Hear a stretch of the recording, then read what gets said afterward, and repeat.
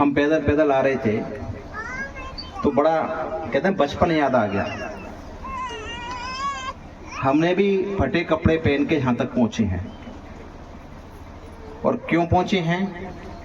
कि बाबा साहब थे तो आज हम हैं। ये बात आपको माननी पड़ेगी। आज हमारे तन पे जो कपड़ा है, हमारे समाज के हर तबके वर्ग के घर में रोजी रोटी है तो संविधान के थ्रू वजह से है। आज मैं एमएलए हूं तो संविधान की वजह से हूं।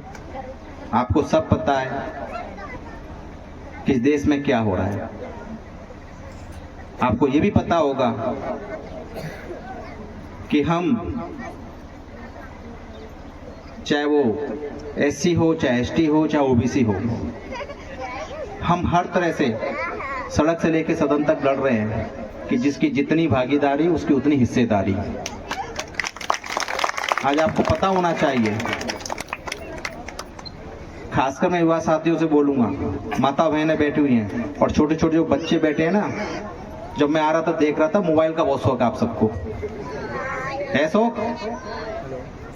तो इस मोबाइल के शौक पे आप ठीक है अच्छा पढ़ें लिखें, लेकिन बाबा साहब को पढ़ा है आपने? किसी ने नहीं पढ़ा होगा, मुझे पता है, नहीं पढ़ा किसी ने, पता है मुझे। तो आप पढ़ें आप। और अब सुने मैं क्या कहना चाह रहा हूँ, आप सबके काम की बात है। हम 100 लोग हैं। कितने लोग हैं? और हमारे पास 100 रोटी हैं। कितनी है? तो हर इंसान के वट में कितनी रोटी आनी चाहिए? क्या हम लोगों को आ रही है? नहीं आ रही। हमको जो संविधान के द्वारा जो रिजर्वेशन मिला है और इस देश को जो खोखला किया रिजर्वेशन के आधार पे, तो अब मैं बिल्कुल चूकूंगा नहीं कहने से। 49.5 रोटी। कितनी? और कितने लोगों को मिल रही है? 85 लोगों को। कितने लोगों को? 85 लोगों को 49.5 रोटी। ये हमारा संविधान के द्वारा जो रिजर्वेशन मिला है ना आज के टाइम पे, वो है। यानी हम 85 भाइयों को 49.5 रोटी दे दिया, भैया इसी में से बांट खाओ। और 15 लोगों को कितनी है? कितनी है? 50.5 रोटी। उनके एक के बट में 3 आ रही है और हमारे में आधी भी नहीं आ रही। पता है ना, ये आज के टाइम का क्या है रिजर्वेशन। इसीलिए हम कहते हैं इस देश में जिसकी जितनी भागीदारी है उसको उतनी हिस्सेदारी चाहिए। चाहिए कि नहीं चाहिए? जोर से बोलो। तो उसको कैसे चाहेंगे? कैसे चाहेंगे? कैसे पढ़ाई करोगे?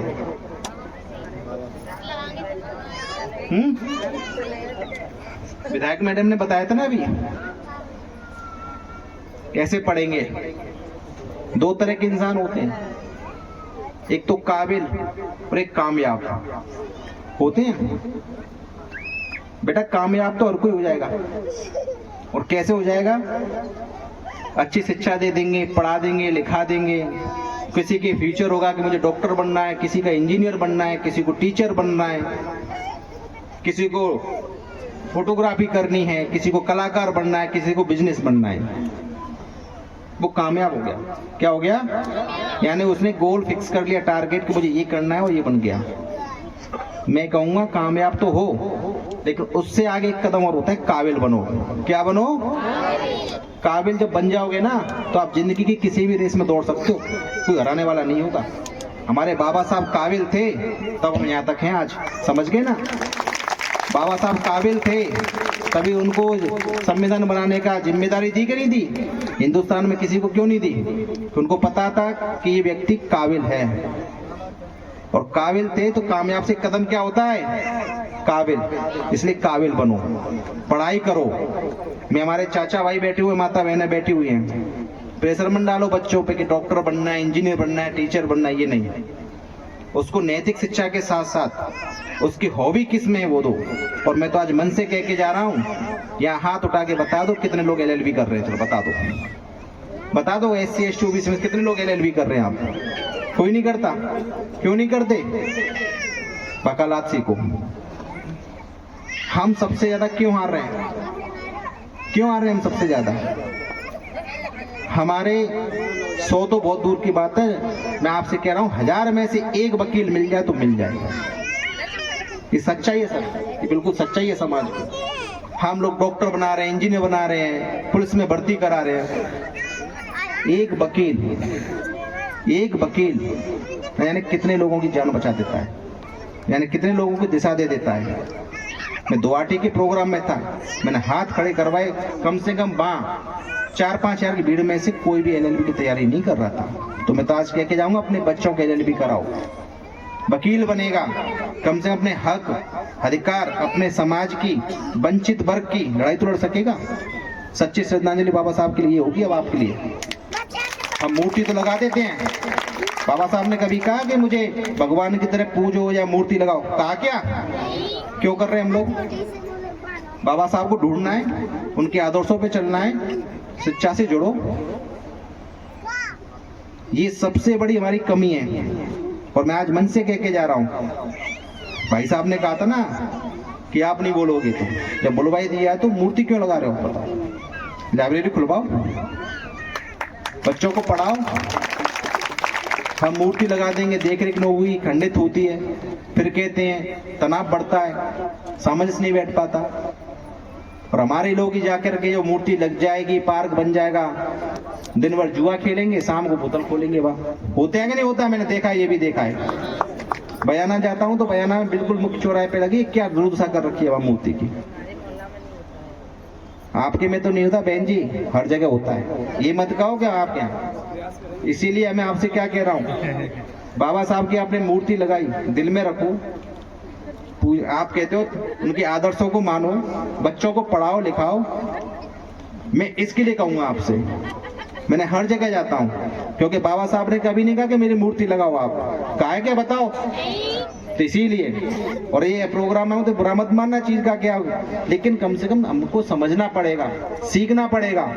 हमको मुख्य धारा में आने के लिए शिक्षा से जुड़ना पड़ेगा, हमको वकालत करनी पड़ेगी, हमको एलएलबी करनी पड़ेगी, तब जाकर के हम अपने हक अधिकार की लड़ाई लड़ पाएंगे।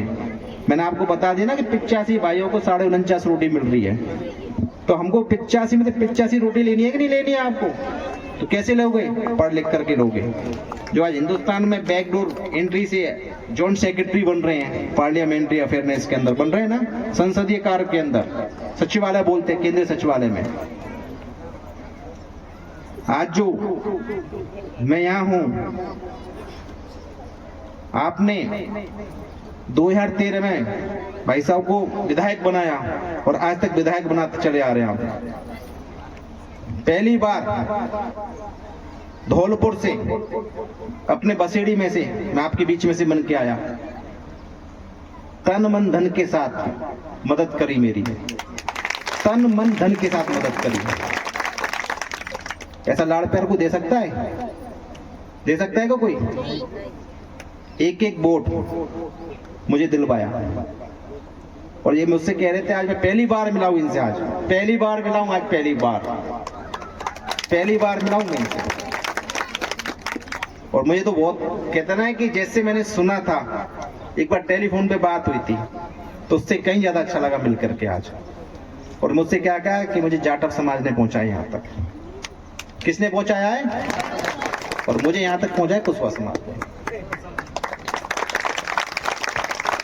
इसीलिए मैं मैडम के कई भाषण सुने, मैंने हमेशा शिक्षा पर जोर देती हैं, शराब दिया ये सब बंद कराने की बात करती हैं।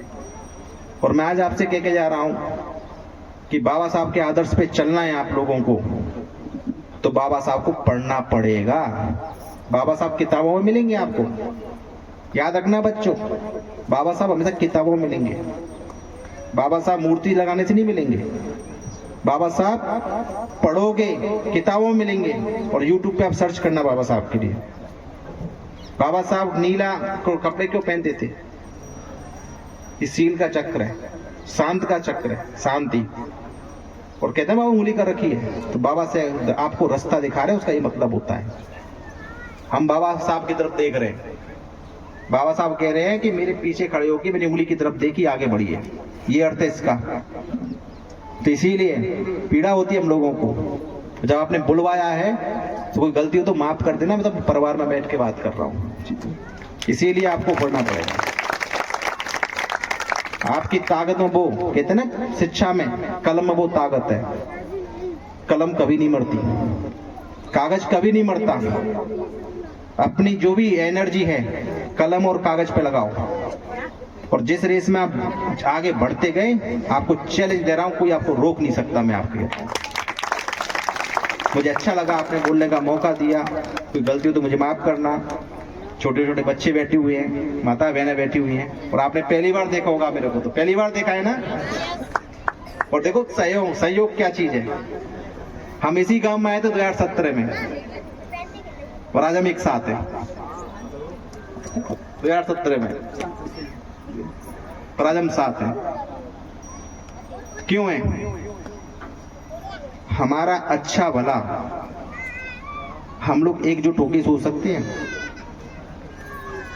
हमको कहते हैं ना पानी पीते हैं, कोई ऐसे करके पानी पी लेगा हाथ से? ऐसे करना पड़ता है ना। तो इसीलिए ऐसे बनोगे आप,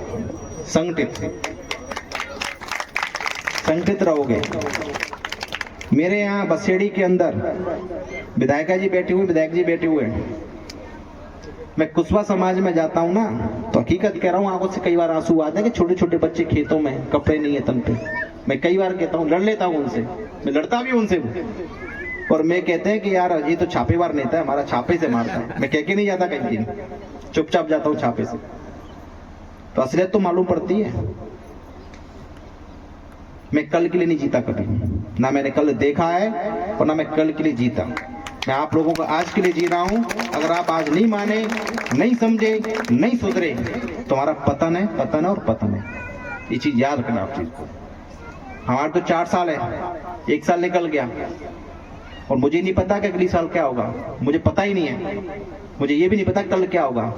जो कुछ है आज के लिए, इसीलिए कल की चिंता छोड़ो, आज अपने बच्चों के फ्यूचर की चिंता करो। कमाने जाते हो, बच्चे देखते पिताजी आएंगे, 300 रुपए कमा के ला रहे हो, 150 के दारू पी के आ रहे हो, या जुआ खेल के आ रहे हो, 150 के ना तो उनकी रोटी मिल रही, ना कपड़े मिल रहे, ना एजुकेशन मिल रही। त्यागो सब चीज को।